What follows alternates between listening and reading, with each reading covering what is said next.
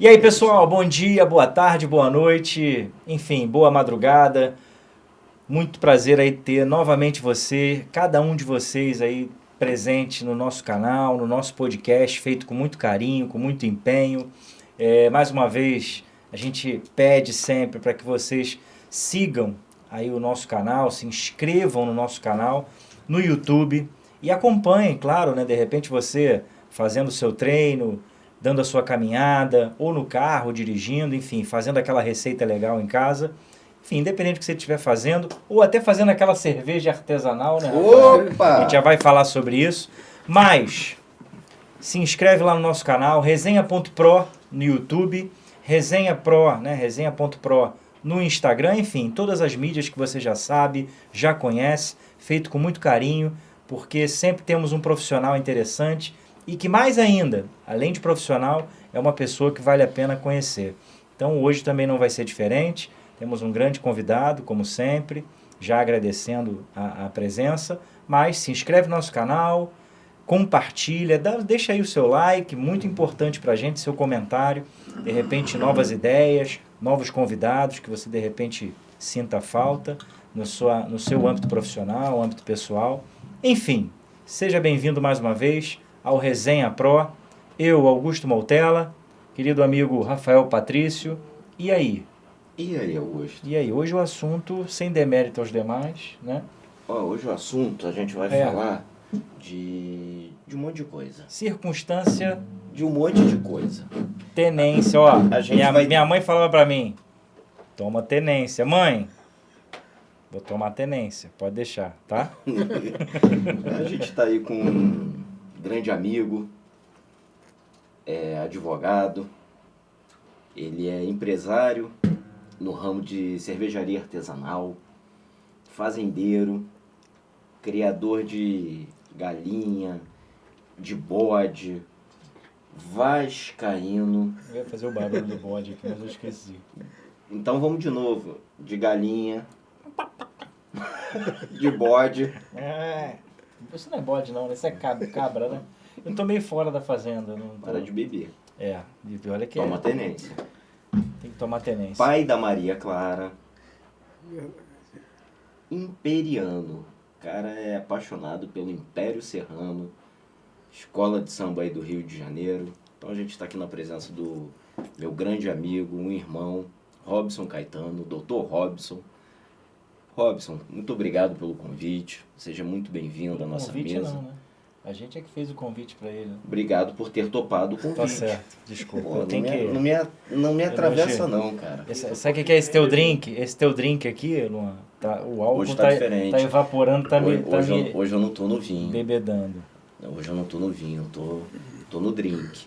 Então, obrigado pela participação aqui no podcast. Obrigado por ter aceitado esse convite. Melhorou? Melhorou. Obrigado. Então, obrigado por você estar aqui. Obrigado pela disponibilidade. E a gente está aqui querendo te ouvir bastante, saber um pouquinho das suas histórias, conhecer um pouquinho o Robson, e não o Dr. Robson Caetano, e também o Dr. Robson Caetano, claro. Perfeito. Eu agradeço pelo convite, muito honrado. É uma honra, né, estar aqui nesse programa de sucesso. Queria dar o meu boa tarde, meu bom dia também, boa noite. Não sei que horas que vocês vão estar assistindo esse programa. Então, como o Rafael falou, o Moutella também falou, eu hoje estou como advogado, né? Mas eu tive uma história um pouco complicada na infância, difícil. Consegui me formar, ser o único da família formar em uma faculdade, né? Sou nascido e criado em Madureira, por isso sou Império Serrano. Sou vascaíno desde assim que nasci, já... Não, na verdade, eu tenho foto, você era botafoguense. Eu tenho foto minha com 2 anos de idade, com a caneca do Vasco, o bolo do Vasco. Mas você era botafoguense, assume aí. Você era botafoguense e torcia para a Mocidade Independente de Padre Miguel. Eu até gosto da Mocidade, mas... Verde e branco também. É verde e branco, mas sou imperiano do Morro da Serrinha, em Madureira, né? E tem várias histórias, né? Hoje, carioca, né? Eu sou carioca, apaixonado por cerveja. Resolvi fazer a minha própria cerveja para eu beber e foi dando certo. Isso é o cara que gosta de cerveja. Falou, cansei dessas cervejas aí, que falam que é cerveja, mas não é cerveja. Eu vou fazer a minha cerveja. Verdade. E acabou que virou Tenência. uma brincadeira. É de uma brincadeira, verdade, Rafael. Mas a gente depois vai entrar lá, porque antes de ser Tenência era outro nome que a gente vai falar aí. Verdade. O Rafael lembra da Cruz de Malte, né? Cruz de Malte. Você recebeu, né, Rafael? Recebi Cruz de Malte. A primeira Cruz de Malte, Olha, né? eu sou vascaíno, mas eu tenho que concordar que Tenência é Tenência. Tenência é muito melhor que Cruz de Malte. Melhor, verdade. Cruz de Malte. E aí a situação da Nem cerveja... Eurico beberia. A situação da cerveja foi dando certo, algumas pessoas gostaram da ideia, o nome é legal, né? Tomar Tenência. E a gente está caminhando, né? Estamos apostando que a gente vai alavancar isso daí. Mais para frente a gente vai profissionalizar mais ainda essa questão da cerveja. Hoje a atividade jurídica não me permite que eu consiga conciliar de uma forma na qual eu queria. A única coisa que eu consigo hoje em relação à cervejaria é beber. Aí tá dando para conciliar. Isso consegue. A única coisa que eu estou conseguindo atingir com excelência é beber. As outras questões de logística, de fornecimento, de atender algumas demandas, alguns pedidos, eu ainda não estou... Estoque, essas coisas todas a gente está ainda engateando. Mas beber, a gente está já estamos na fase profissional. Entendeu? Isso aí. Robson, como de costume, e embora eu já conheça bastante sua história, eu acho a história sua linda, de verdade, você sabe que não estou fazendo nenhuma rasgação de seda porque a gente está de frente para a câmera ou para as câmeras, mas conta um pouco da sua história, do porquê que você escolheu direito. Esqueci até na apresentação de falar da sua profissão anterior, a de mestre cervejeiro, de advogado, que foi técnico de telecomunicações. Então conta aí um pouquinho da sua história. Menino Robson. Trajetória, né? Eu vou falar rapidinho, assim, pouca gente sabe, mas eu já fui cobrador de ônibus. Trabalhei 1 ano como cobrador de ônibus. E aí em 2000, mais ou menos, teve uma febre da expansão das telecomunicações e o que estava em moda era trabalhar para as telecomunicações, né? Porque foi privatizado, veio aquele boom de trabalho, de emprego, e eu fiz um curso de IRLA para trabalhar como instalador e reparador aqui no Rio. E aí eu não consegui, estava demorando muito a aparecer uma vaga aqui. Aí eu lembro que num almoço de família, domingo, em casa, o cunhado meu estava lá almoçando lá em casa e falou, eu estou trabalhando em São Paulo. Tal. Eu falei, pô, legal. Aí ele falou que estava trabalhando para a Telefônica. Aí eu, poxa, eu fiz um curso para trabalhar nessa área. Ele, poxa, tem vaga lá, você não quer ir, não? Aí eu nunca tinha saído de Madureira de carro. O máximo que eu tinha ido de carro, salvo engano, acho que foi no Meia, na Tijuca. Fui trabalhar, que eu trabalhava na Alfa, né, na Tijuca, né? O máximo que eu tinha ido de carro foi até a usina, no máximo ali e tal. Aí meu cunhado falou, tem uma vaga em São Paulo, se você quiser ir, é só você se arrumar, domingo depois do almoço eu vou, você vai me seguindo. Aí eu tinha um Voyagezinho 89, álcool. Tranquilo. Álcool.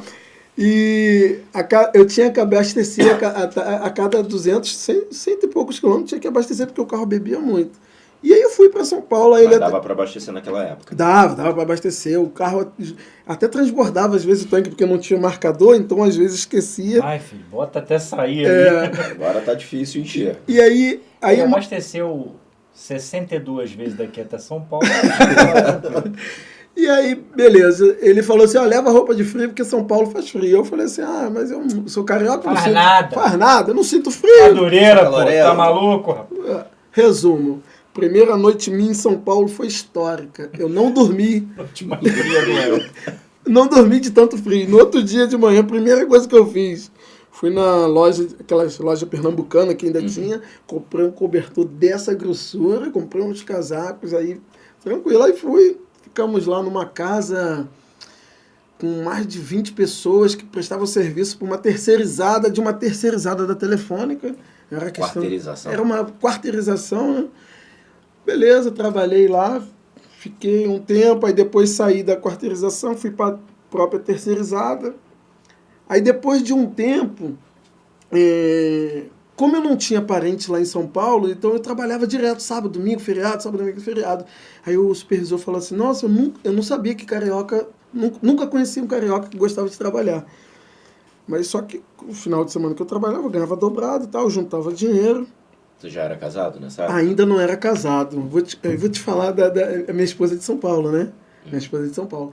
E aí, resumo. Por isso que ele trabalhava, ele tinha tranquilidade para trabalhar. Não tinha. Ele tinha tranquilidade para trabalhar. Ô, tu viu que ele, olha aqui, eu tô quietinho aqui. Não era casado, trabalhava direto, juntava dinheiro. Não cabe na mesma frase, juntar dinheiro e ser casado. Não dá. Pode falar, até que as esposas não escutam a gente aqui. E aí, beleza. Aí depois veio a questão da expansão da banda larga. Aí eu saí de só instalar telefone para trabalhar com banda larga. Que lá era Speed, aqui é o Velox, né, no Rio. Aí lá, nessa de banda larga, você tinha que trabalhar engravatado, com a maleta, com o laptop, ir na casa dos clientes, todo... Eles davam até pantufa para você colocar no sapato, no pé, para você entrar na casa do pessoal lá. E aí foi tranquilo. Aí eu lembro a questão da... Como que eu conheci minha esposa? Eu passei na rua, passava na rua dela lá, subindo e descendo. Aí eu perguntei se ela não queria instalar telefone, internet e tal. De graça. Eu pago seu plano.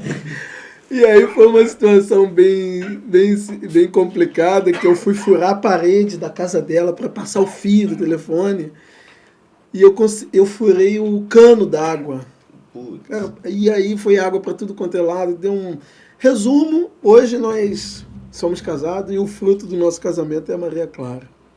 Mas uma história que aconteceu em São Paulo, juro por tudo que é mais sagrado, não aconteceu comigo. Foi com um colega da minha equipe, sério. Dependendo do serviço, você tinha que trabalhar em 2.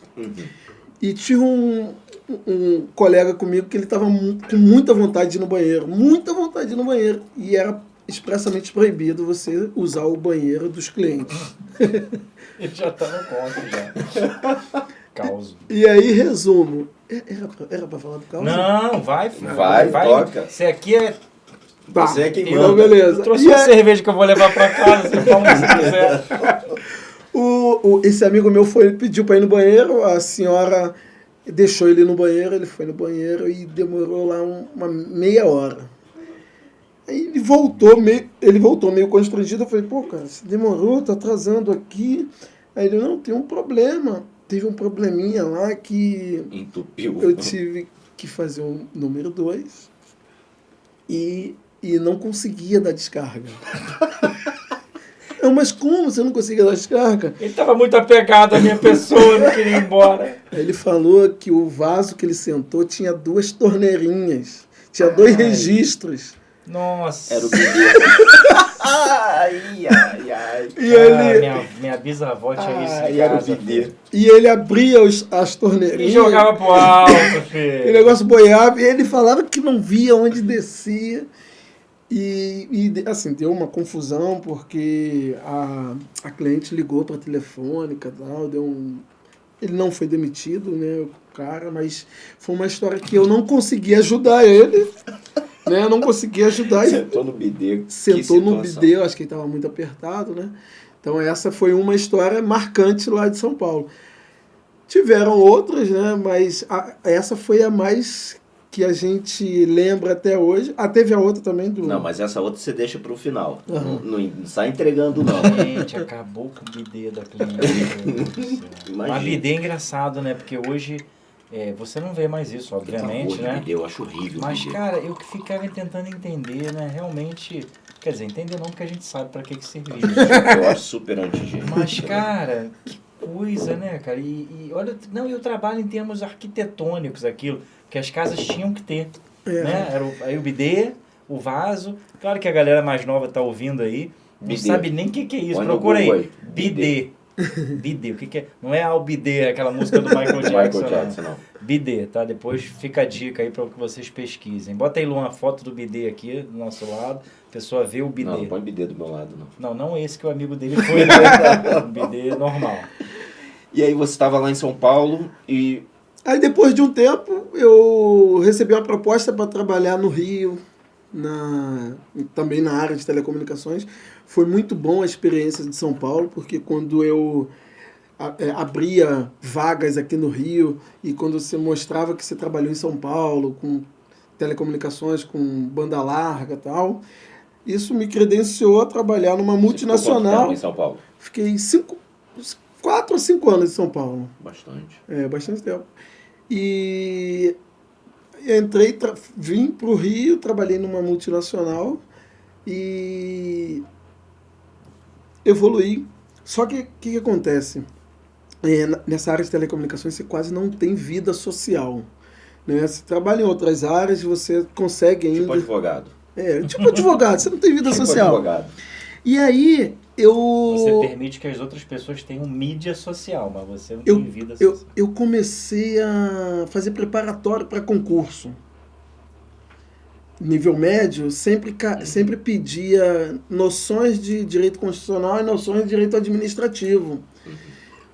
E aí eu fiz 3 concursos, Petrobras, técnico judiciário do TJ e agora não me recordo, a Caixa Econômica.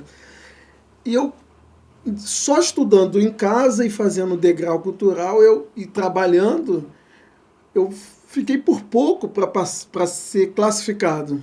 Aí eu falei assim, poxa, eu vou trabalhar, vou deixar minhas férias vencer uma na outra, vou pedir para ser mandado embora, vou juntar um dinheiro e vou ficar 2 anos só estudando. Porque se eu quase passei, Sim. eu vou focar e vou passar no concurso. Aí eu lembro um dia, eu desci eu morava lá no Morro da Serrinha, né? Desci um domingo, eu desci para comprar pão.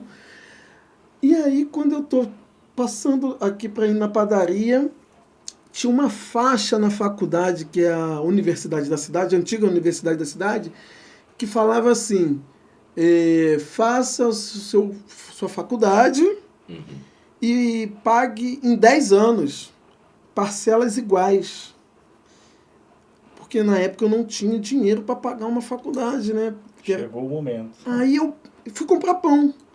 Aí eu falei assim, caramba, aí eu fui lá me informar, né? Como que é? Não, vai ficar congelado, vai ser só a correção de inflação e tal, mas é praticamente parcelas iguais em 10 anos. Aí eu falei, poxa, então vou me inscrever. Tem que fazer o TAD, né? Aquela provinha para entrar na faculdade.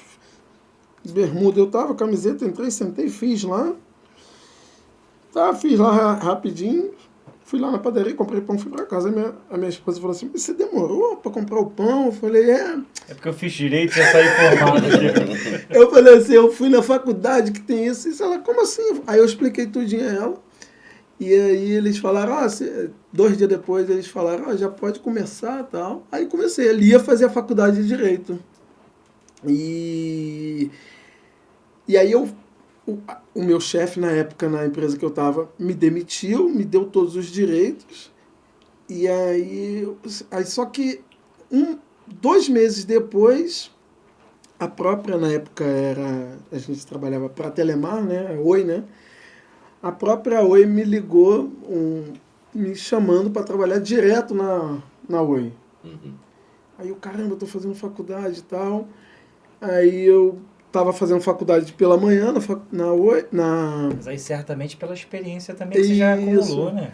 Aí eu acabei aceitando para trabalhar. Ou seja, o meu planejamento de ficar 2 anos sem trabalhar foi por água abaixo. Foi por água abaixo. Até porque a proposta que a Oi fez era uma proposta boa, tinha umas condições boas. Aí eu fiquei ali, né, administrando essa questão, né, de horário e tal. Resumo. Eu consegui concluir a faculdade em 2012. fiz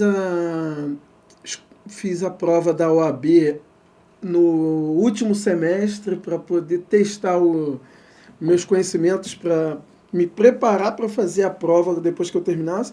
Só que no semestre que eu optei em fazer a prova, a OAB tinha iniciado aquela possibilidade de você poder fazer a prova no último ano, né?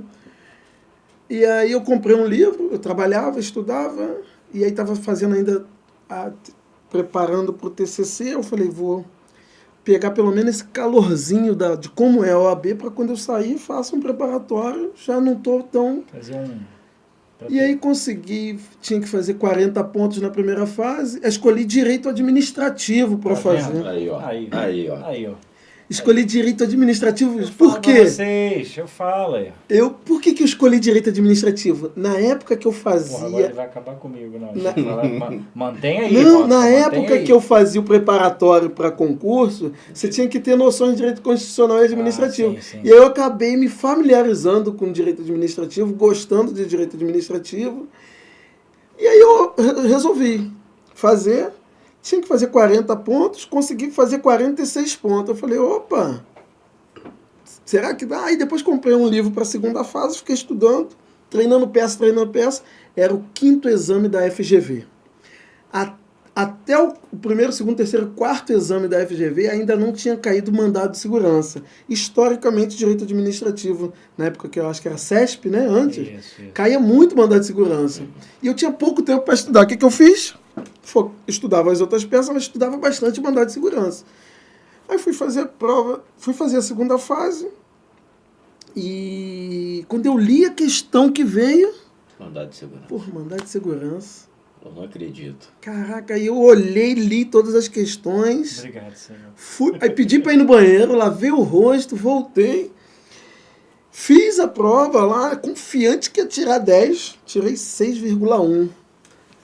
Porque eu pedi honorários 0,2, senão eu ia tirar 5,9. E aí consegui, cara, milagrosamente ser aprovado, ainda sem ter terminado a faculdade, sem ter... Porque, na verdade, o que me ajudou foi fazer a prova sem ter aquele peso, sem ter aquela cobrança de ser aprovado.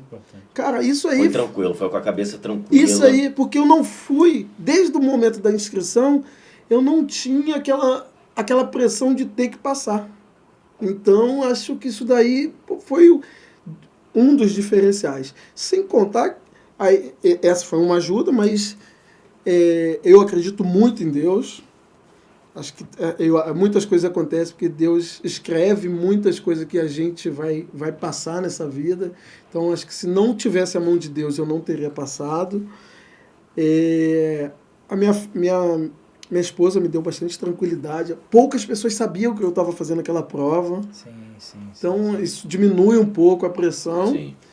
E aí... E você escolheu direito administrativo, né? E direito administrativo. É porque qualquer um... Tá certo. Mas sabia que na minha prova, eu pensei em fazer administrativo? Achei que tu tinha falado que tinha feito, não, né? Tu fez Não, trabalho. Fiz trabalho, só que eu tinha pensado em fazer direito administrativo. Porque tinha as peças, tinham menos peças para também cair. tem essa questão. A matéria era menor. Direito do trabalho, a matéria é muito ampla. A minha prova da OAB foi, acho que 2005, sei lá, não lembro. Acho que Se quiser falar mais alto, a gente não esquenta, não. A prova da OAB. E aí, cara, o que acontece? Vinha de uma recorrência que caía recurso administrativo, recurso de multa, muito recurso administrativo.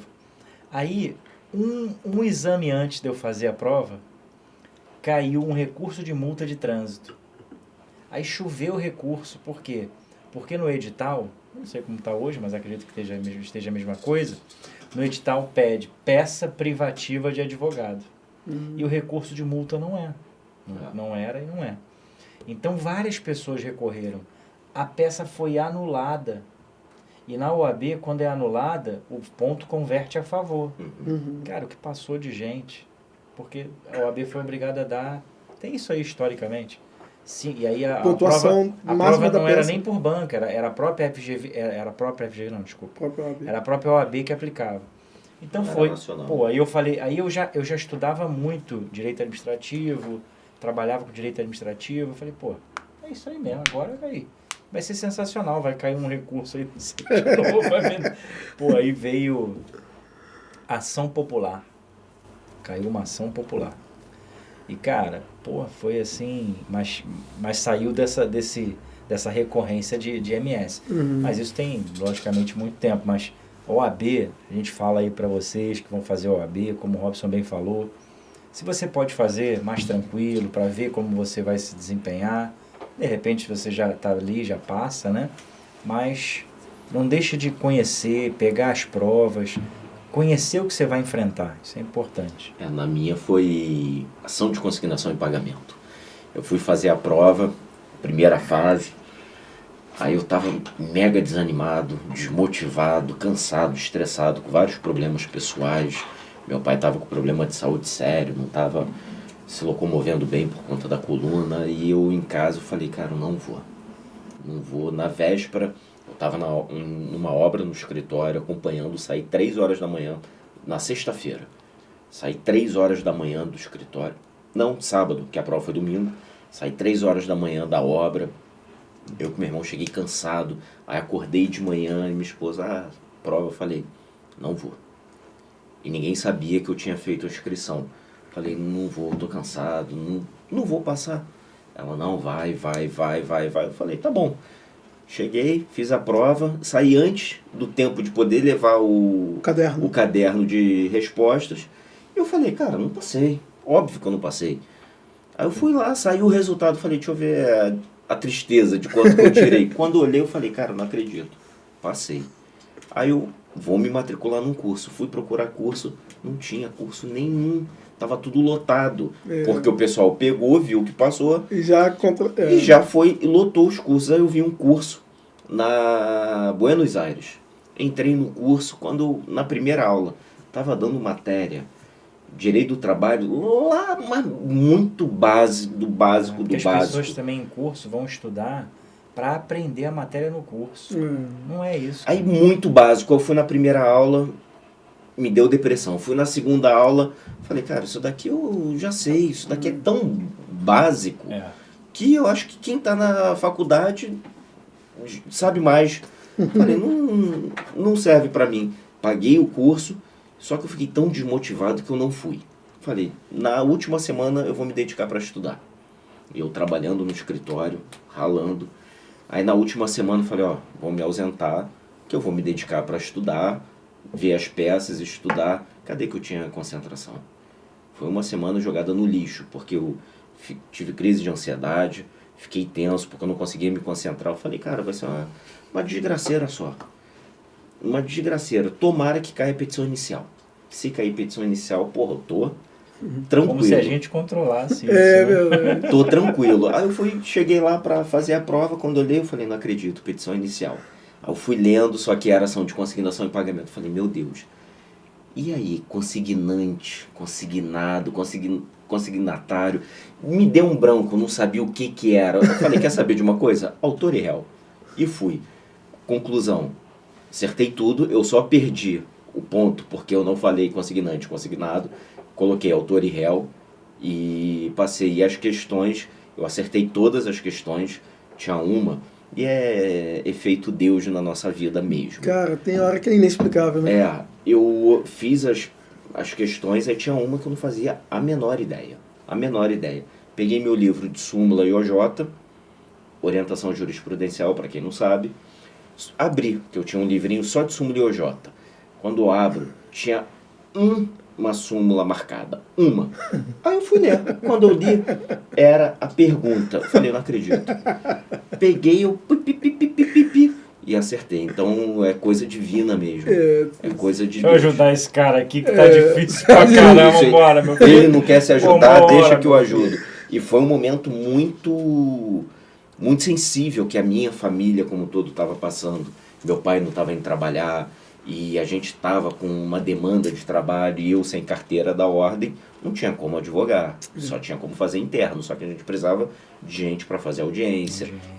No balcão não, porque tinha de estagiário, então conseguia, e não tinha o processo judicial eletrônico, não tinha o PJE, estava no iniciozinho do PJE. O PJE veio em 2013, já 29 de janeiro de 2013, se eu não me engano. Começou o PJE na Justiça do Trabalho, e aí, coisa divina mesmo. Eu peguei só a fase do PJE, no trabalhista. Todos os processos trabalhistas que eu atuo são eletrônicos, então eu não atuei com processo físico de papel na Justiça do Trabalho. Às vezes eu consultava alguns processos físicos, mas atuar de fato não cheguei a atuar. E por que direito? Eu ia falar isso agora, porque o direito e o direito do trabalho, depois eu queria que... Por que o direito? Eu sempre fui uma pessoa muito questionadora, né? E eu sempre... É muito fácil a gente falar muito de injustiça, né? Então, como eu tive uma infância um pouco difícil, na verdade o meu sonho inicial era ser jogador de futebol. Praticamente 90% dos brasileiros pensam em sonham em ser jogador de futebol. Eu tô dentro dos 10. Já passei por aí. Eu não tenho nenhum talento com a bola.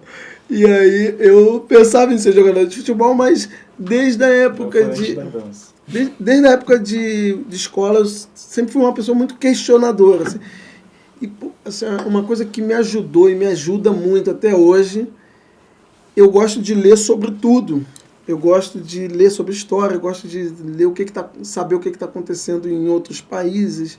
Quero saber como que era a nossa história antes, por que nós estamos agora. Então, assim, eu sempre gostei de ler. E eu tenho um amigo que ele, por saber desse meu estilo de gostar de ler, de questionar, ele falou, pô, Robson, você ia ser um excelente advogado. Pô, será? Poxa. E aí ele falou assim, poxa, eu vou colocar você como meu dependente, como meu primo.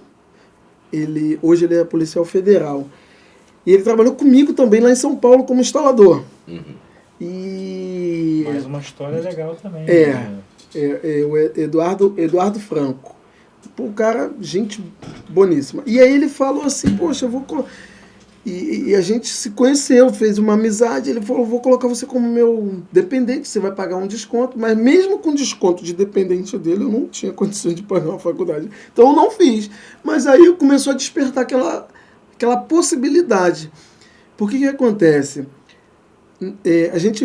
Eu vim de um lugar que você fazer uma graduação era uma coisa muito distante, era uma coisa muito utópica. Então, quando eu desci a rua, que eu vi aquilo ali, que eu fiz as contas com o meu salário, que eu ia conseguir pagar, aí eu falei, caramba, é uma coisa assim que você, assim... Aí eu falei, pô, vou fazer agora, dá para eu fazer. Aí eu falei assim, poxa, eu vou fazer prova daquilo que eu vou estudar. Aí eu falei, nisso daí, se eu estudar, eu vou me garantir em fazer as provas. O mínimo era 6, eu tirava 6,1, 6,2, passava. Então, aí eu escolhi o direito porque eu tinha essa vontade, essa questão da discussão. E eu já queria ter uma graduação para eu fazer concurso. Eu não tinha aquele foco de ser advogado trabalhista. Não tinha. E aí, muitos amigos que trabalharam comigo, o que aconteceu? Trabalhei para uma terceirizada dessa operadora de telecomunicações que era daqui do Rio, e houve uma migração de empresa, uma demissão em massa e uma recontratação. E as pessoas, os meus amigos falaram, porra, você não quer advogar pra gente aqui, que tem muita coisa errada, você conhece tudo, tal. Eu falei, cara, mas eu nunca entrei num escritório nem para estagiar. Poxa, mas tenta aí, resumo, né? Eu comecei a ir pro fórum, assistir a audiência. Comecei a ir pro fórum, assistir a audiência. Aí lembra que eu te falei que eu tive contato com o processo físico? Eu ia lá ler os processos físicos, tinha carteira da ordem, né? Ia lá, eu lia os processos físicos, aí começava a entender, pesquisava daqui e dali. E comecei a fazer as petições iniciais, até eu receber um despacho do Dr. Álvaro da 74, que eu fiz uma confusão de desvio de função e equiparação salarial. Uhum. E ele dava o despacho saneador, né? Uhum. E aí ele me colocou na parede para eu responder o despacho saneador, a diferença de desvio de função e equiparação salarial. E aquilo ali, cada porradazinha que você tomava ali, ao invés de derrubar, forçava, né? Fortalecia. E aí começou a vir a primeira sentença favorável. Né? Fui fazer minha primeira audiência, 8h30 da manhã. Eu falei, cara, eu tremi igual vara verde, eu queria beber para poder dar uma relaxada. E aí eu sabia onde tinha que sentar, porque eu já tinha assistido audiências anteriores. Aí eu lembro que o juiz falou assim, doutor, o senhor vai querer prazo para réplica? Eu não sabia o que era réplica. Aí eu, sim, vou querer sim. Com certeza. Tá me dando, eu quero. Aí uns 60 dias, mais ou menos. 10 dias, tá bom? Tá ótimo. Eu nem sabia o que era. Depois saí de lá, fui pesquisar o que era réplica. E na faculdade você não aprende isso, né? Você não aprende isso. E aí... Não aprende. Réplica. Não aprende. Tá bom. Tá Sabia bom. o que vai ter que fazer. Tá ótimo. 10 dias? Eu tenho 10 dias bom. pra pesquisar e fazer, né? Se eu tivesse 2, eu já ia aceitar. São 10. Eu nem sabia. Tá me dando, eu quero. Tá me dando, eu quero. E aí, foi assim, né? Hoje você vai fazer uma audiência, conversa com a testemunha, saber se trabalhou com o autor, se tem ação, se um não pode ser testemunha do outro, em regra. Eu não sabia disso, então eu levei testemunha num outro processo. Levei uma testemunha para um processo e a testemunha falou para a juíza que o autor foi convidado para ser testemunha dela. Eu não vou falar o nome do juiz, porque o juiz ainda, a gente tem audiências bastante com ele. Foi uma juíza, né? A gente tem bastante audiência com essa juíza até hoje. E aí a empresa arguiu a contradita. Contradita é uma impossibilidade, a pessoa não pode servir como testemunha. E ao responder essa pergunta, a testemunha falou que o autor do processo ia ser testemunha dela. Aí a juíza falou, vou ter que acolher a contradita. E eu não tinha noção do que eu poderia fazer.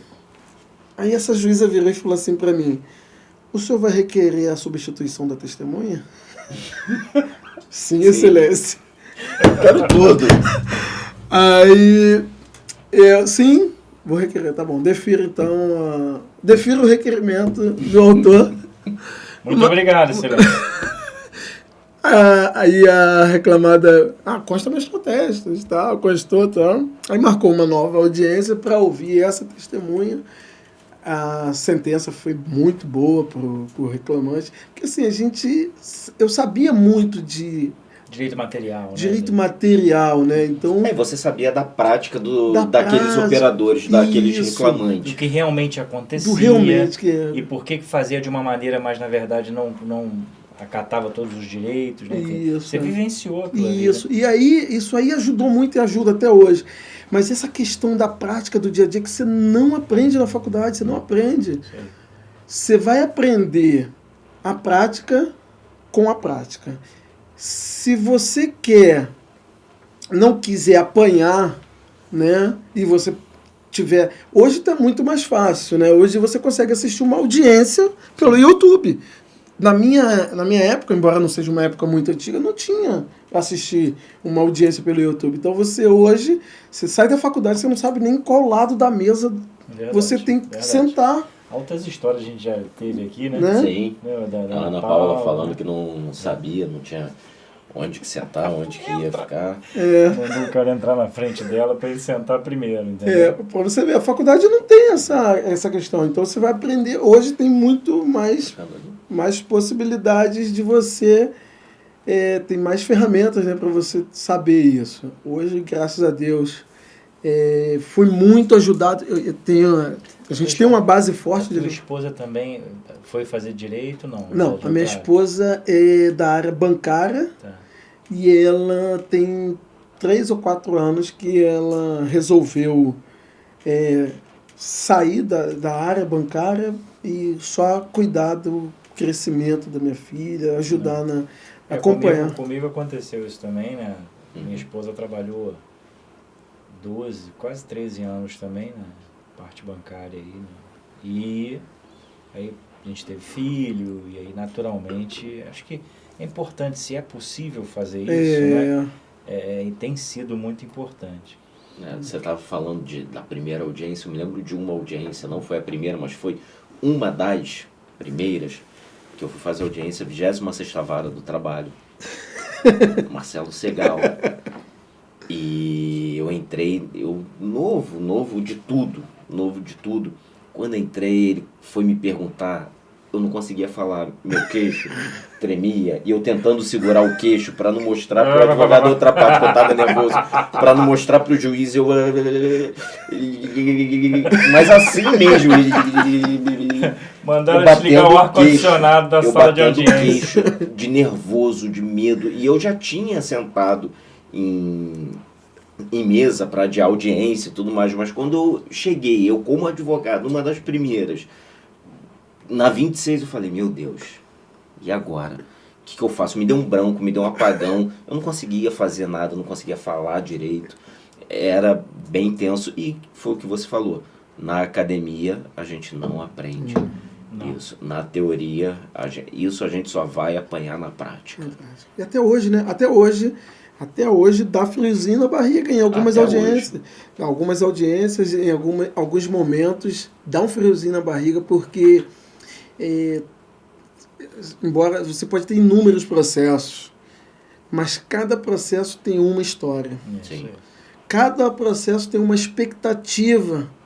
Então, eu me dedico muito a todos os meus processos. Eu fico, às vezes, chateado quando eu não consigo dar aquela atenção. Eu prefiro adiar a audiência para eu poder dar aquela atenção. E assim, a satisfação pessoal, por exemplo, que eu tenho, não necessariamente está ligada ao valor do processo.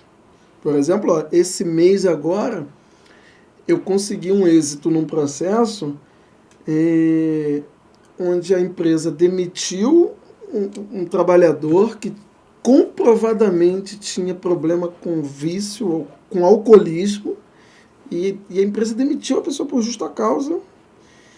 E eu, no processo, eu falei que realmente ele se ausentava do processo, se ausentava do trabalho, e que a empresa, pela função social, característica da empresa, embora ela tenha por objetivo o lucro, mas ela também desempenha um caráter social. Sim. Ela tem uma função social dentro da sociedade. O juízo acolheu essa tese nossa que a gente defendia. Eu peguei alguns precedentes do TST também nesse sentido, e a pessoa que nem queria colocar na justiça porque estava com vergonha, conseguiu receber a indenização dela, conseguiu o FGTS, conseguiu seguro-desemprego. Então a pessoa ficou assim, e foi um processo que, em termos de valores aqui, não deu, o processo todo não deu 12 mil reais. Mas, independente do valor... Cara, né? a satisfação... Eu fiquei muito, mas muito feliz quando você via no rosto da pessoa aquela... Caramba, realmente, eu consegui. E o juiz falou que realmente a empresa não tinha que punir. Sim. O empregado. Não podia... Embora a empresa visasse o lucro e tal. Então, assim, essas questões, assim, dá satisfação...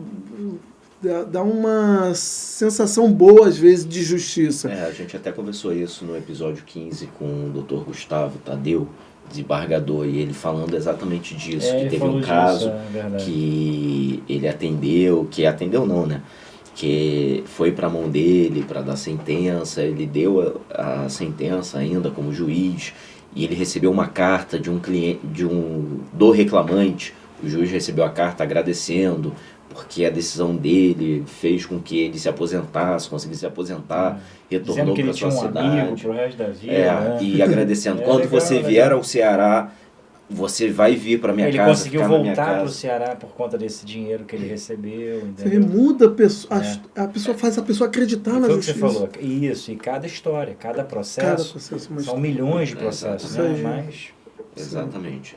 E a gente vive isso no nosso dia a dia, na nossa profissão. Eu acho isso o brilho da minha profissão, é o brilho da nossa profissão. Respeito todas, obviamente, cada uma tem a sua importância. O médico veterinário tem a sua importância na sociedade, o agrônomo, todas as profissões, e ficar citando aqui não é legal, não é bacana, porque certamente eu vou deixar de falar de algumas. Mas eu sou muito feliz, sou muito apaixonado pela profissão e pelos amigos que eu vim fazendo ao longo da minha vida profissional. E um deles, o Robson, é uma pessoa extremamente querida. O Robson esteve no lançamento do podcast. Chorei pra caramba com o Robson, a gente se abraçou. Tem uma história bem bacana, tem uma história de vida muito bacana. Eu sou um fã do Robson, sempre falei isso, sempre disse isso. E é o que você falou, a gente tem aquela troca ainda até hoje. Pô, como é que tá? E a advocacia, em especial a trabalhista, porque é de combate, envolve direitos sociais. Direitos sociais, a gente está todo dia, então tem uma troca muito bacana. Então, quando a gente tem o advogado do outro lado, não é nem o advogado que é ex-adverso. Ex-adverso é a empresa com o autor, ou consignante e consignado. Eu aprendi que a empresa deixa de ser ré para ser autora da ação, na ação de consignação e pagamento. São eles. Os advogados não são ex-adversos. Não são. Então, tô até confortável aqui desse lado aqui da mesa, que é o lado do reclamante. É verdade. Eu não tenho por hábito sentar aqui, né? Mas eu nem sei sentar desse lado de cá, né? Não, mas é desconfortável. Teve uma audiência, foi a última da pandemia que eu fiz, na 19ª, com o Marcelo Moura, e eu tava do lado da empresa. Aí quando eu sentei, o Marcelo Moura, doutor, tá errado não? Eu falei, não, excelência, eu tô aqui mesmo. Não. Eu me converti. Pensei que eu nunca fosse ver isso. Eu falei, não, mas eu tô aqui. E era um processo que estava prescrito. A reclamação trabalhista estava prescrita. O autor não ia ganhar nada, porque passou o prazo de 2 anos, o bienal.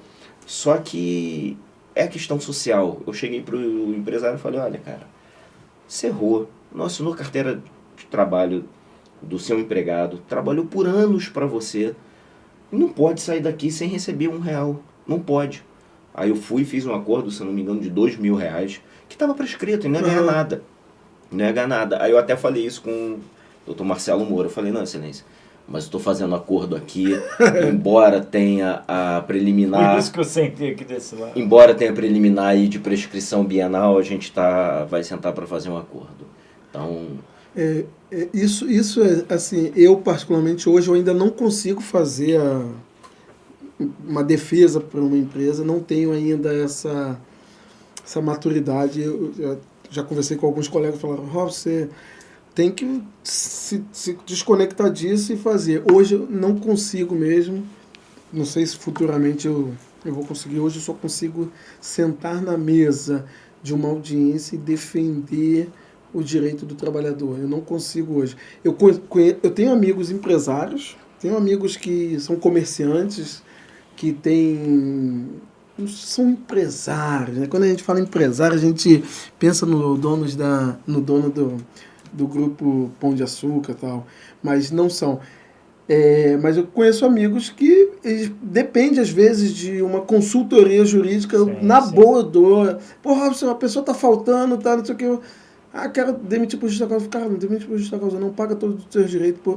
Paga todos os direitos, porque se você demitir por justa causa, ela pode querer discutir a justa causa e achar outras coisas erradas, porque é difícil no Brasil, Sim, porque o maior ofensor da justiça, eu não vejo nem só como empresário, a burocracia do sistema, porque você vê quanto que é cobrado de imposto. Por que o governo federal não alivia esses impostos todos? Faz escalonado, Né? faz escalonado, pequeno, empresário, médio, micro. Proporcional, não. Então, ou seja, aí tem muitos que acabam nessa situação. Então, assim, hoje eu ainda não consigo. Indico outros advogados que fazem, poxa, ó, foi essa. Hoje eu não consigo, se eu consigo. Mas você pode defender o trabalhador estando advogando para a empresa. Você consegue defender o trabalhador advogando para a empresa. Lá o escritório a gente defende algumas empresas no judiciário, mas que nós nos colocamos sempre do lado do trabalhador. Porque o trabalhador remunerado com dignidade. Não vou falar bem remunerado porque isso é muito subjetivo. O que é bem remunerado? Verdade. Então, ser remunerado com dignidade. Não fazer horas extras e, se fizer, pagar as horas extras. Trabalhar com ele de forma digna, o empregado ele vai dar um retorno para o empresário positivo. Porque ele vai ser feliz no seu local de trabalho, ele vai entregar a sua mão de obra em troca do valor, em troca de pecúnio, em troca do seu salário. Ele vai entregar com maior brilhantismo, com maior felicidade, e todo mundo vai sair ganhando. Esse é o trabalho de orientação, né? Fazer o compliance, que está tão na moda aí. Mas eu acho que o que está faltando, Rafael, para o Robson é tomar tenência.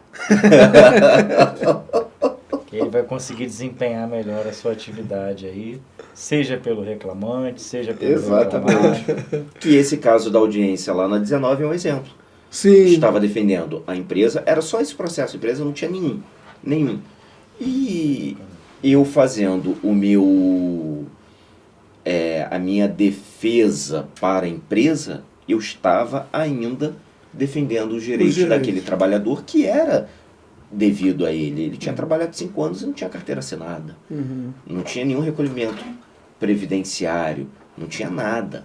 Então, era devido para ele o recebimento. Então, eu, defendendo um empresário, estava também defendendo a aplicação do direito ali. Exatamente, no caso, né? Pelo menos de alguma forma ele conseguiu ver uma justiça chegando até ele. Exatamente. Né? E muitas das vezes, até quando os juízes me veem, que é muito raro fazer audiência para a empresa. Muito raro, muito. Até porque a proporção é 90 empregado e 10 empresa. Se não for até mais de empregado. E quando eu estou para liquidar o processo, não para ficar protelando, não para ficar embromando, é para liquidar e dar aquilo que de fato é. Então, tem esse de direito, então que dê o direito a ele. Obviamente que tem coisas que não tem, que tem uma tentativa ou um desconhecimento de causa, que aí a sua advocacia ela se mostra muito diferente disso, até porque você vai ouvir alguma coisa do cliente, mas você sabe se aquilo é realidade ou não, porque você vivenciou aquilo. Isso aí. Você viveu aquilo e você sabe separar, vai saber, calma aí. Trabalhava isso? Acho que não. Eu fazia noturno instalando? Não tem como.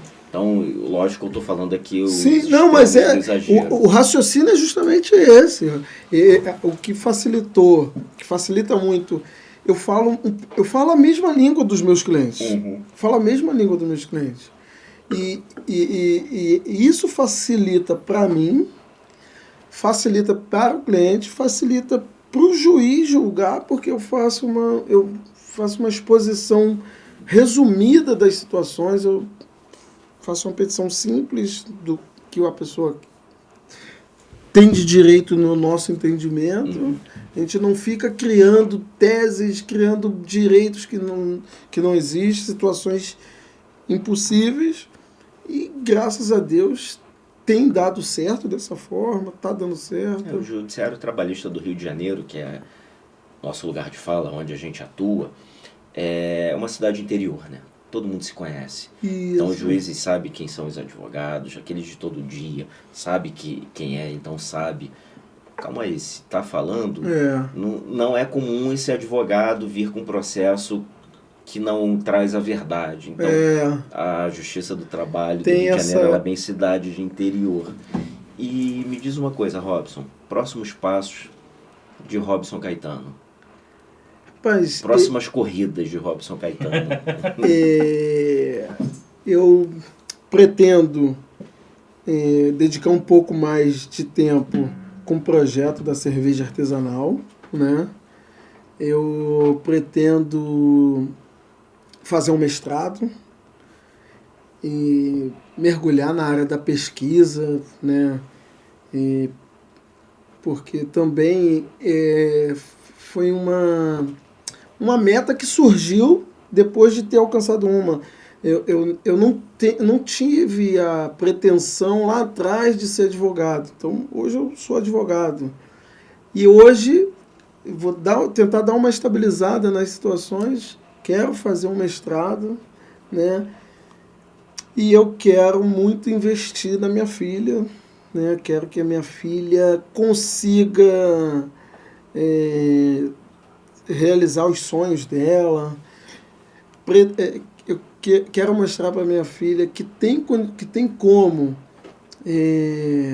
ela fazer diferente, né? Embora não tive muitas oportunidades, mas ao invés eu não me escoro nas dificuldades que eu tive, pelo contrário, eu uso as dificuldades que eu tive como uma questão de resistência mesmo para tentar fazer diferente. Muita gente de onde eu vim são pessoas de sucesso, embora não sejam mostradas, não apareçam, né? Poucas pessoas conseguiram ter uma formação acadêmica, mas não por isso essas pessoas não têm uma representatividade na sociedade. Embora elas não apareçam dessa forma, elas são pessoas que fazem muita diferença na sociedade. Mantenho contato com praticamente todos os meus amigos de nível médio, de nível primário, né? Pessoal lá do Morro da Serrinha, por exemplo. A gente tem grupos de WhatsApp que a gente se fala, tem futebol, às vezes eles me chamam, a gente está sempre conversando, né? E assim, eu tenho um sonho, talvez mais para frente, levar algum projeto de leitura lá para o Morro da Serrinha. Se um dia eu conseguir uma quantia, né, suficiente para eu iniciar um projeto desse de leitura lá, eu sei que eu vou conseguir pessoas que vai ajudar doando livros, ideias, promovendo ações nesse sentido. E porque eu sei que através da leitura você consegue a liberdade. Então hoje a gente tem o nosso povo hoje é cativo porque existe um projeto de deseducação, né? Desinformação. Gigantesco e demais. A gente tem... E eu sei que se a gente conseguisse tentar fazer um espaço, fazer uma diferença no espaço, que cada um fizer um pouquinho, a gente consegue ter uma sociedade melhor, né? Porque não adianta ficar bom só pra gente. Não adianta ficar bom só pra gente. Até porque sociedade não é isso. Né? Sociedade, isso aí. Como ela falou, é sociedade, nós somos sócios. Então, tem que ser bom pra todo mundo. Se for desigual, vai chegar pra gente de alguma forma. Uma hora vai chegar pra gente. Uma hora vai chegar de alguma forma. Se falar, eu quero que o meu fique bom. E do outro? Não, o outro pouco importa. E se eu pouco me importar com o do outro, a gente não vai subir junto. Eu subo e fica aqui. A colateralidade volta, não Verdade. E o filho desse daqui, quando estiver junto com o meu filho, vai estar desigual? por que não subirem juntos? Obviamente que isso é uma utopia. Sim, É uma sim. utopia, mas a gente pode fazer diferente. Pode plantar uma A semente. gente pode fazer diferente. E a gente não vai levar nada desse mundo. O máximo que a gente consegue é deixar alguma coisa. Então, se a gente puder deixar alguma coisa de bom e alguém compra uma ideia, alguém passe à frente essa tua ideia, alguém amplie, alguém melhora, porque às vezes você tem uma ideia aqui, mas pode ser que outra pessoa tenha uma ideia que melhora a sua ideia, sim, aprimora a sua ideia. É Né? Então, assim, eu acho que se a gente fizer, cada um fizer um pouquinho, acho que a gente não vai mudar, pode não mudar o mundo, mas a gente pode mudar algumas coisas. Né? E o fazer um pouquinho não é comprar uma roupa que dá 5 pratos de comida pro outro, não, tá? Fazer um pouquinho além disso. Porque tem gente que falando, não, eu comprei uma camisa na marca tal, porque essa marca dá 5 pratos de comida com a venda de uma camisa. Já ouvi isso, infelizmente. Só que não é isso não, tá? É bem diferente disso. Bem diferente, gente que pode fazer a diferença e dar migalha. Né? É isso. Acha que está fazendo. Acha que está fazendo. Acha que está fazendo. É isso aí. O bate-papo tá bom. E Robson, embora você tenha antecipado o caos, você falou que tinha outro caos aí, então a gente quer ouvir aí o caos que você tenha, pode ser dentro da advocacia, algo que tenha ali acontecido, algo que tenha ali ocorrido, ou na época que você estava na terceirizada, ou na quarteirizada. Na época que ele quiser, né? Na época que você quiser. Assim, as da advocacia são poucas. Na verdade, na advocacia tem muito embate ali, né? Às vezes... Teve um caso de uma juíza que falou que ia chamar a segurança do fórum porque eu não queria levantar da mesa para ela chamar a próxima audiência. Questão que ela pediu para que constasse um requerimento meu em ata e a juíza falou assim, não vou constar porque o que eu falei aqui informalmente. Aí eu falei, não, mas eu não estou aqui informalmente. Eu estou aqui formalmente. Tudo que Vossa Excelência falou em audiência tem que constar em ata. E aí que criou que a juíza falou que não ia constar, eu falei que eu teria que constar.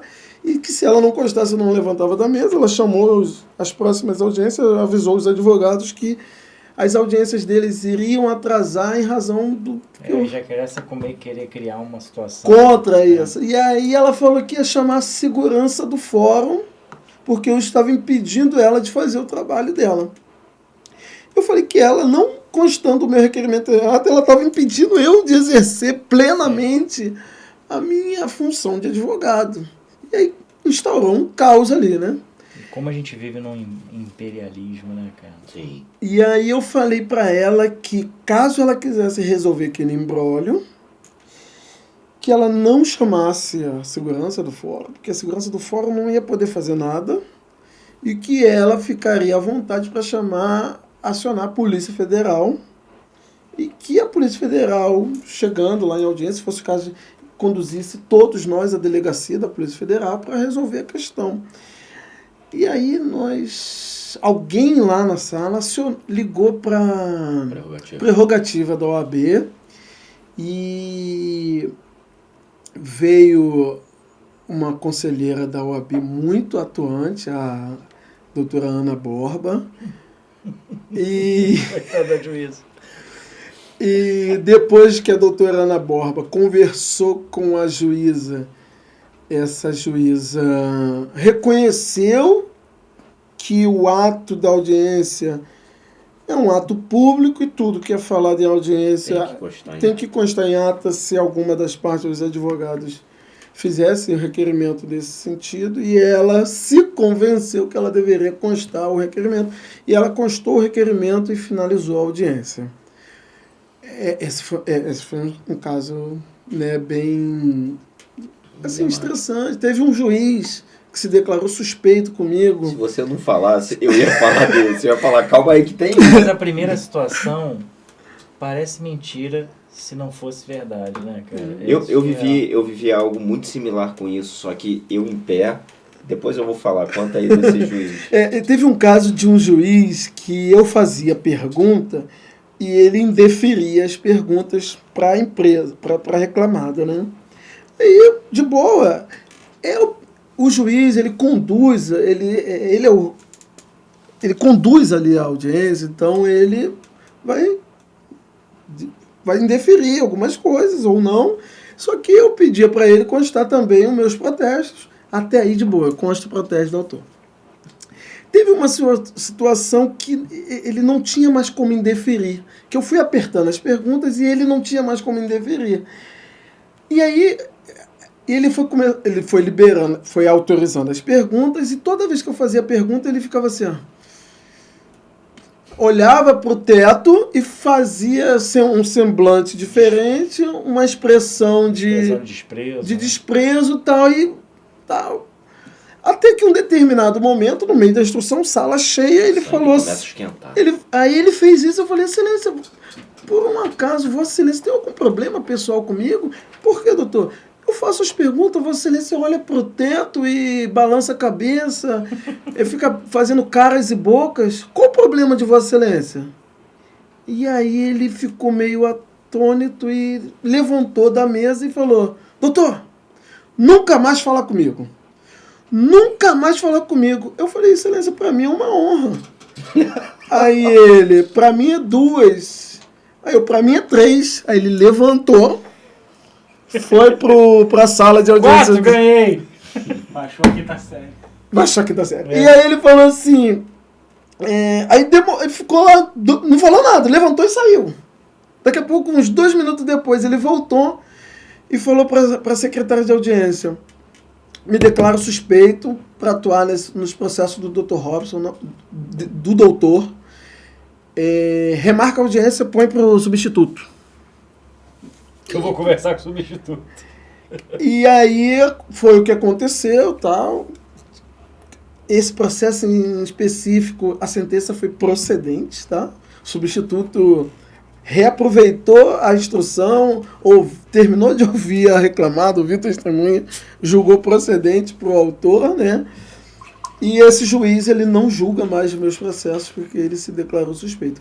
A juíza que falou que ia chamar a polícia... Não nessa vara. Hã? Não nessa vara, em outra. Agora. Ele agora tem outra vara. O Rafael tá dando bastante dica aí. Spoiler. Spoiler. Esse juiz, ele tá em outra vara. Meus processos, quando cai lá, já são redistribuídos automaticamente.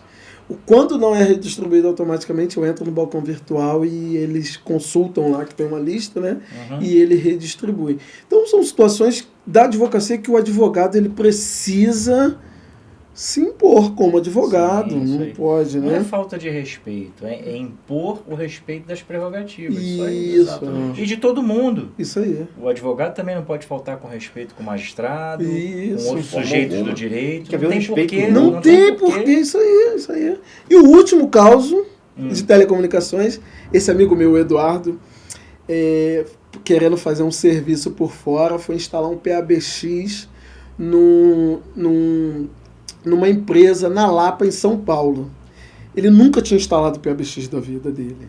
A empresa tinha um PABX com 4 ramais e queria ampliar, porque o volume de ligações lá dessa empresa era muito grande, muitos ramais e tal, e ele nunca tinha instalado. E para ele era simples, era tirar 4 linhas e botar o restante. E botar no outro. E ele foi lá, ele parou a comunicação da empresa. Ele ligou o novo PABX, desligava, ligava de novo o PABX e o dono da empresa, do local lá, falou assim, vai demorar muito aí porque as linhas estão todas mudas, só está dando sinal de ocupado. E ele mexia, ligava, desligava. Meu senhor, usa meu celular. Toma.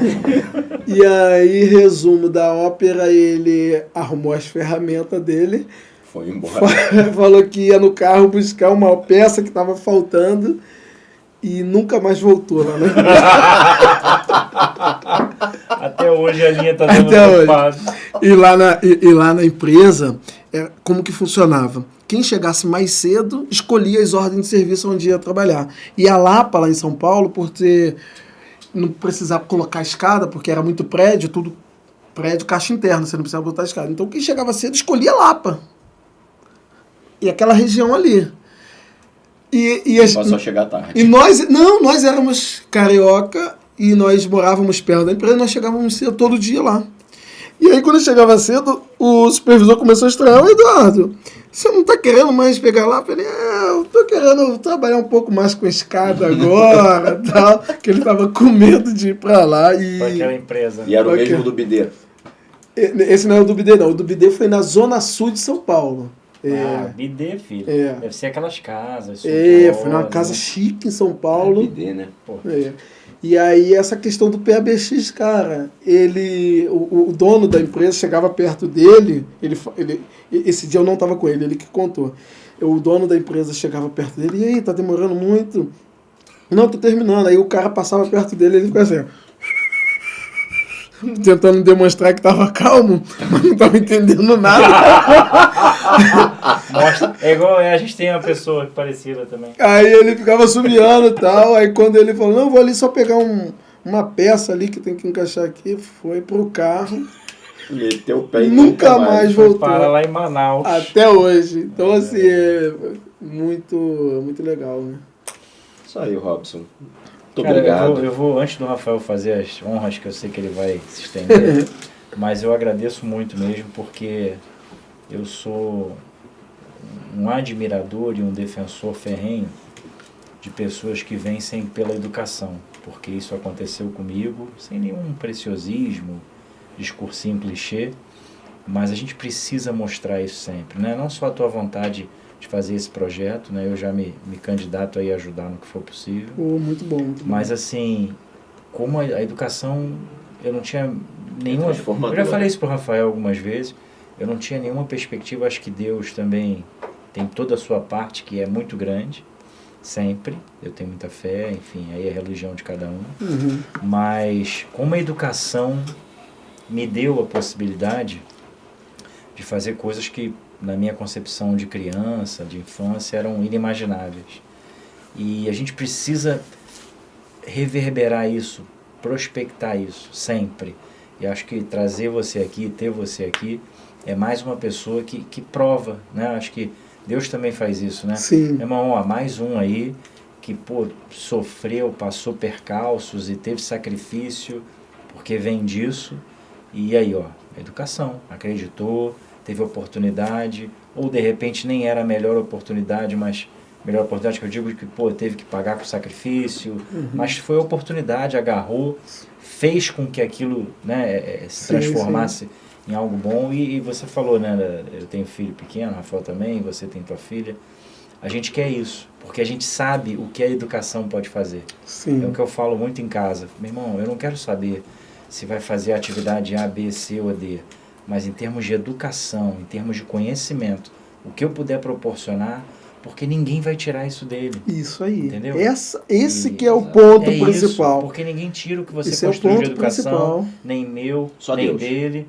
E Verdade. professor do programa de mestrado e doutorado, depois eu vou te mandar aí quando for lá dar uma olhada, a questão de edital e tudo mais.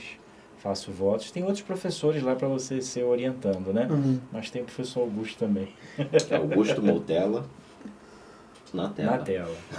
Você gosta, né, Luan? Mas muito obrigado pela tua presença. Eu fico feliz, né, pelas palavras. Sei que descobri, né, que o caminho é pela educação, né, e também concordo plenamente com as tuas palavras. Eu também nunca imaginei na vida, sério mesmo, nunca imaginei na vida chegar aonde eu cheguei. Pra você ter noção, eu não tinha aquela pretensão de alcançar a metade do que eu alcancei hoje.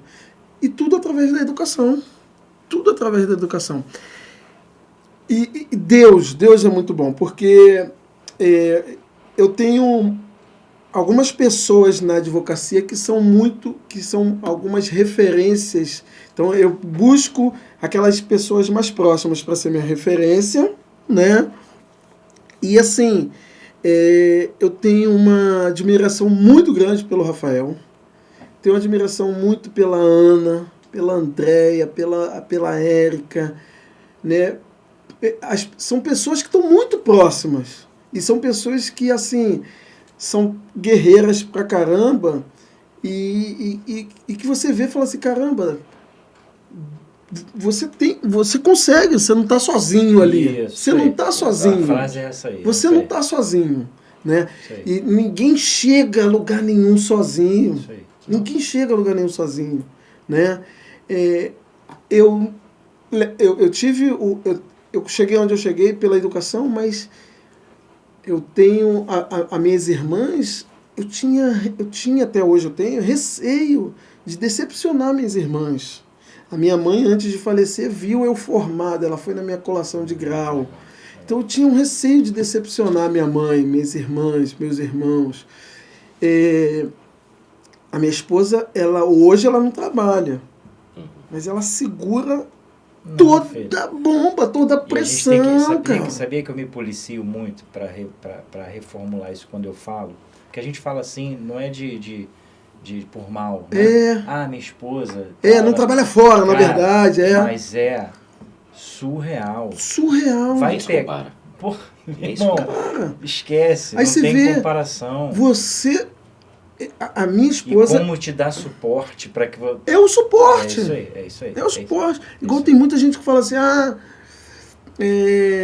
poxa, não sei o quê. A gente tem essas...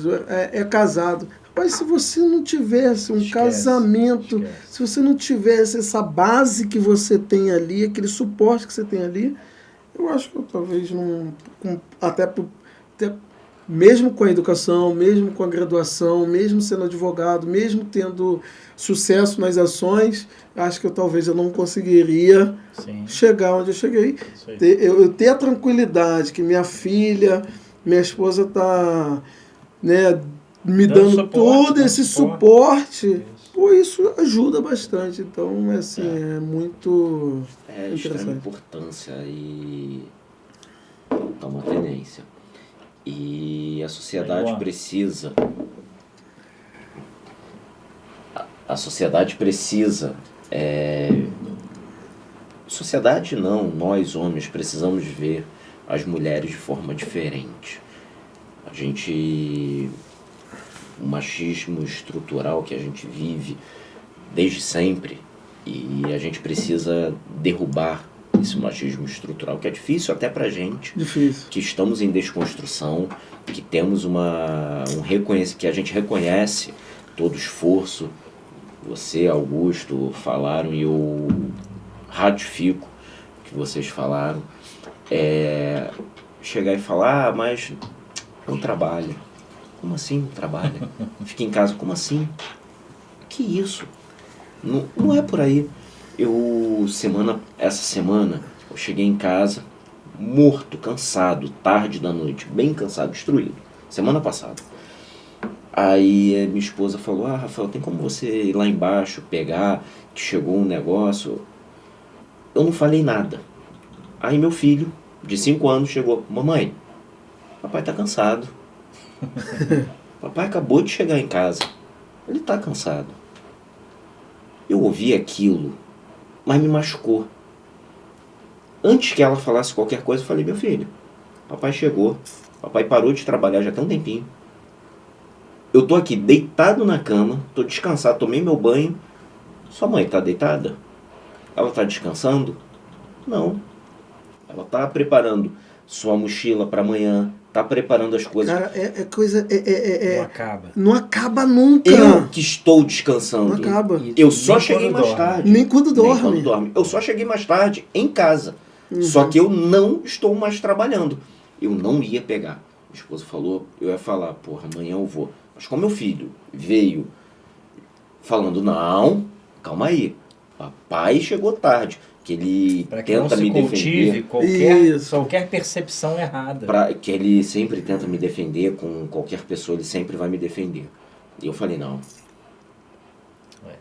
sua mãe ainda tá trabalhando e eu que tô descansando.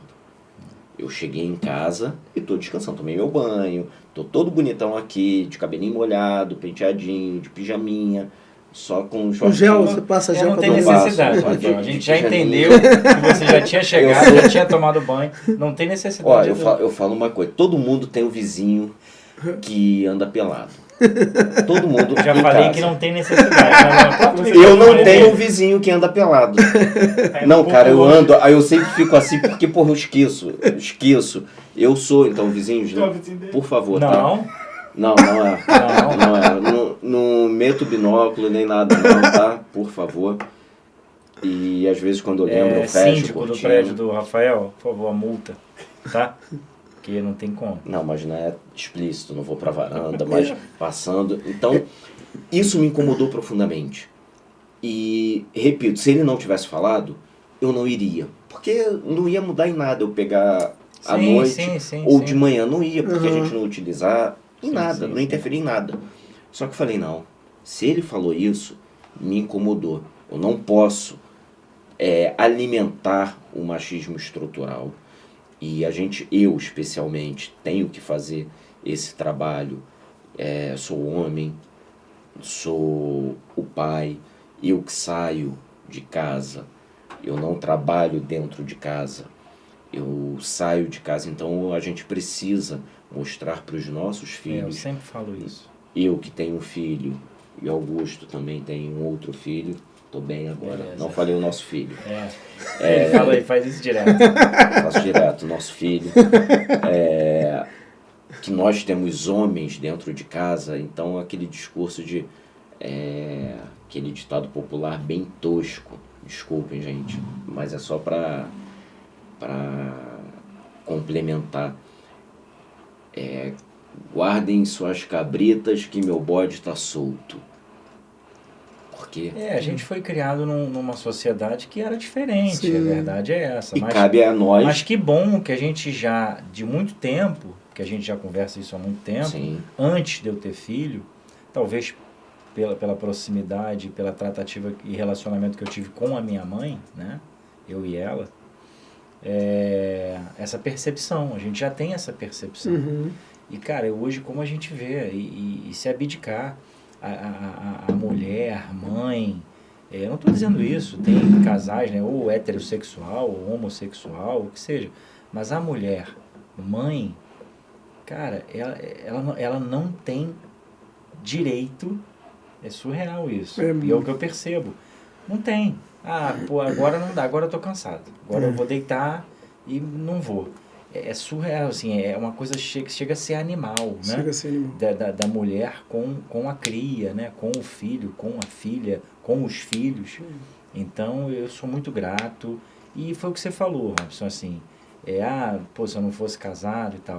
Mas eu só reformularia o seguinte, infelizmente, e aí as pessoas também precisam reavaliar, cara, que você tenha parceria no teu casamento. Porque se não tiver, meu amigo, meu amigo, minha amiga, enfim, não adianta. Verdade. O casamento, ele precisa ser isso. Uma complementação, Independente né? de qual seja a formatação do casal, o casamento precisa ser parceria. E até se não for a for mulher parceria- que saia para trabalhar e o Não, homem é o que eu cuida tô da falando. casa. Tem que A ter mulher, essa... o casal, enfim, homens, mulheres, homem, mulher, enfim, o casal que for, tem que ter parceria. Um sai, o outro fica em casa, cuida estruturação, né, ali do lar, da casa, Sim. ou trabalha de casa, ou os dois saem, enfim. Mas, cara, tem que ter parceria. Se não se predispor a ser parceiro, esquece. Tá fadado ao fracasso. A gente se ama, questão de relação sexual, o que for. Isso não vai sustentar Não sustenta. se não há parceria. Isso é Não pura vai. verdade. Isso é Hoje pura eu verdade. tô A hoje gente eu tem- tô- a gente agora tem o Luan realmente- até chorou ali.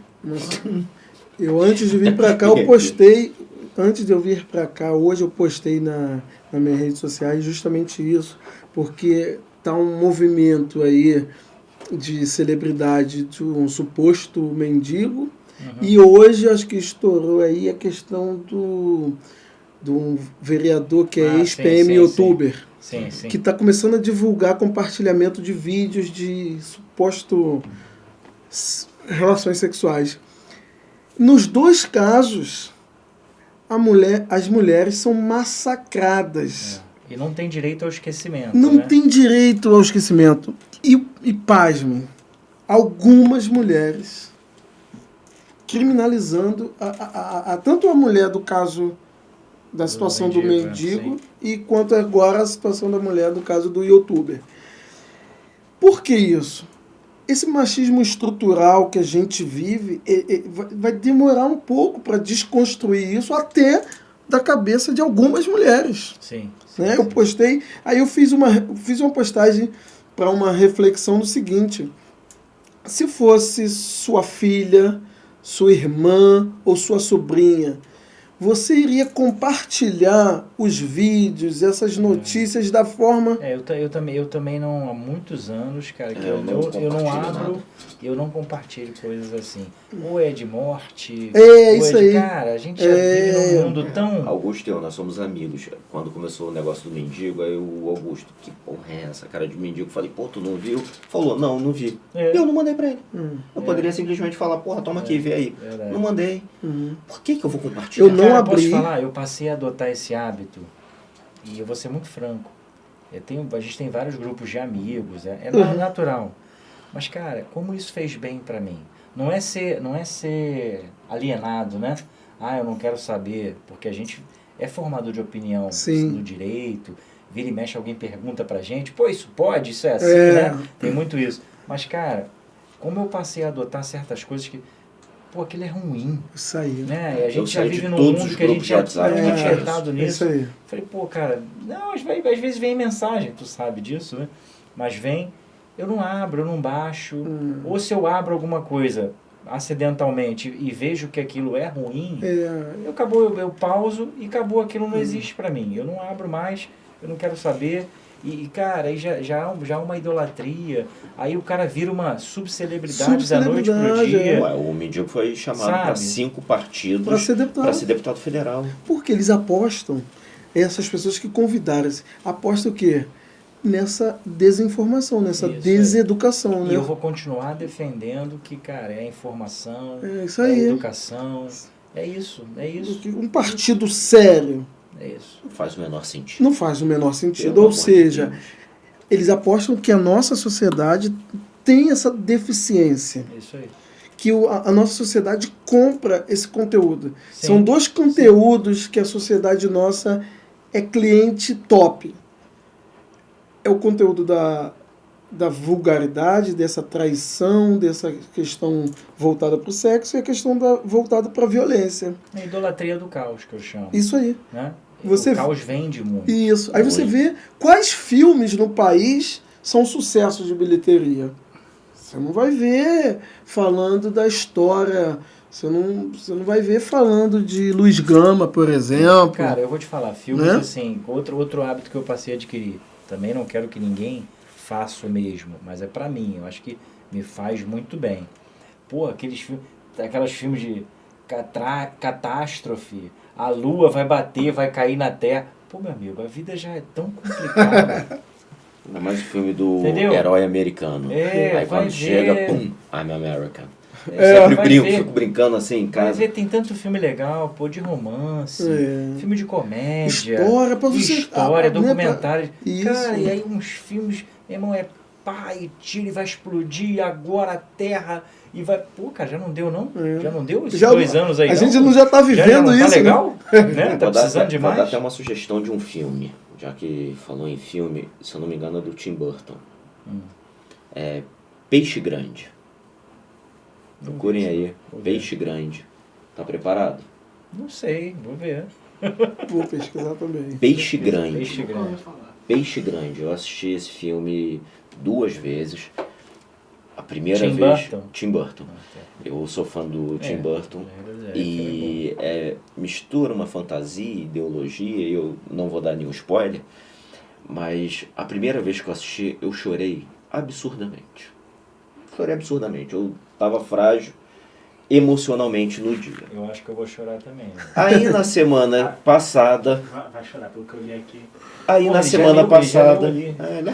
produtor aí, pô. Na semana passada, tô em casa, à noite, meu filho foi dormir, liguei a televisão, tava passando ainda no início. Eu falei, pô, vou assistir. Vou lá assistindo, quietinho, à noite. Aí eu vendo o filme já chegando próximo do final, eu pensei, cara, por que eu chorei tanto nesse filme? Não faz o menor sentido. Se emocionar, ok, legal. Caralho. No final do filme, eu tava assim. Chorava. De novo! Mas como nunca. Como nunca. Cara, eu choro com Como Sessão nunca. da Tarde. Não pô, esquece. Não vou chorar com Esquece. esse filme, cara. Peixe Branco, Pô, um filme. pelo Peixe amor de Grande. Deus. É um filme lindo, lindo, de fantasia. Lindo, que envolve. Assista, senão eu vou dar Pô, eu spoiler. já chorei com Super Xuxa contra o Baixo Astral. Peixe filho. Grande e suas histórias maravilhosas. É isso aí. 2003. Peixe Grande e suas histórias maravilhosas. Rafael, vamos liberar o nosso convidado, coitado, senão ele não... Senão não volta pra A casa. patroa lá vai falar, que podcast é esse, meu filho? tem que tirar foto. Não, mas aí vai estar vendo. Tá Não certo. tem É, vai ter não prova, tá- né? não, Vai ter- tem provas, verdade, tem verdade. provas. Robson, fala um pouquinho aí do seu Instagram da sua cervejaria. Isso aí, ó. Ó, vou fazer aqui, Tomar ó. Tenência. Cervejaria artesanal, Tenência, de Partido Alferes. Então é feito região serrana do Rio de Janeiro. Recomendo, muito boa mesmo. Cerveja artesanal, puro malte. E falar um pouquinho também, né? Tem os tipos, né? Que você É, faz, sim. chopp, É. deixar o contato. Hoje a gente nós temos lá 3 estilos, como é uma micro cervejaria, né? Nós temos os fermentadores onde eu armazeno. Então nós temos hoje 3 estilos. Essa é um estilo belga, uma Belgian Blonde Ale, tem a Pilsen, tem uma Witbier também, que é uma cerveja estilo belga. E a gente pretende fazer outros estilos na medida que for aumentando a procura, essas coisas todas. É lá de Pati do Alferes, terra do tomate, é uma cidade muito boa. Para vocês terem uma noção, foi inaugurado esse ano foi esse ano ou foi ano passado, o primeiro semáforo. Então houve uma movimentação lá. É o único semáforo da cidade. Então conheçam Pati do Alferes. Essa questão do semáforo realmente foi instalado recentemente, mas é uma cidade histórica. O autor do hino nacional brasileiro é da cidade de Pati do Alferes. Então a cidade do Pati do Alferes ela tem uma história, porque ali foi o caminho do ouro, né? Então é uma cidade muito legal. Sugiro quem não conheceu ir conhecer a cidade. Conhecer a festa do tomate. Conhecer a festa do tomate. Eu conheci a festa de tomate, mas não lembro da cidade, porque eu não estava num juízo muito perfeito. Uma vez que eu fui. Vai lá na pousada Geronda do Lucas, vai receber um tratamento especialíssimo. E meu Instagram, pessoal, é @RobsonCaetano. Eu consegui me antecipar o Robson Caetano, Isso que eu ia atleta. falar, caraca. Consegui me antecipar o atleta lá no início do Instagram e consegui essa conta, @Robson Caetano. O Instagram da Tenência é @Tenência Cerveja Artesanal. Se não achar, @Tenência Cerveja Artesanal, vai pelo meu Instagram que consegue achar, né? O meu Instagram, ele é aberto, tem vários tipos de publicações. Tem publicações do Vasco, tem publicações do Direito, muita coisa do anti-Flamengo, né? Muita coisa anti-Flamengo. Tem algumas coisas que eu posto também da chácara, do sítio que a gente tem lá em Pati do Alferes, onde a gente vai final de semana para descansar. E basicamente é isso aí. Esqueci de alguma coisa, Rafa? Não, e qualquer coisa se não encontrar também, porventura, caramba, qual é o nome mesmo? Entra lá no meu Instagram, Rafael B. Patrício, e eu sigo a cervejaria, eu sigo o Robson, eu sigo A chácara. Então tem tudo lá. Robson, obrigado, cara. Obrigado, meu amigo, meu irmão. Nada nessa vida é por acaso, nosso encontro não foi por acaso. Eu acredito muito no destino e é um enorme prazer em falar que você é meu amigo e você mora no fundo do meu coração. Eu sou teu fã, não número 1, mas eu tô lá nas cabeças. Que número 1 tem muitos ainda aí na minha frente e, obviamente, eu sei o meu lugar. Mas tô lá nas cabeças, torcendo por você, torcendo pela sua felicidade. E eu sei que a sua felicidade é sucesso. E não só o sucesso profissional, mas a felicidade eu acho que engloba tudo. E Maria Clara, te aguardo no tribunal. Maria Clara vai ser futura advogada. Vai ou não vai, Robson? Vai. Obrigado, Rafa. Gente. Obrigado, Montella. Valeu. Obrigado, Estamos Maria. juntos. Valeu, Ó, isso aí. dá um like aí, se inscreva, compartilha, curte. A gente tá no YouTube, Spotify, Google Podcast, Apple Podcast e Se inscreve, compartilha, deixe seu comentário. E muito obrigado se quiser pela participar, presença de entra aí, vocês. manda mensagem que a gente fala tá assim, junto. convida aí, pô, me leva aí. Aqui a gente tem sempre um profissional que tem um recado legal para dar, uma pessoa legal também, que pode inspirar muita gente. E, ó, toma tenência, hein? Abraço. Luan. Sobe a vinheta.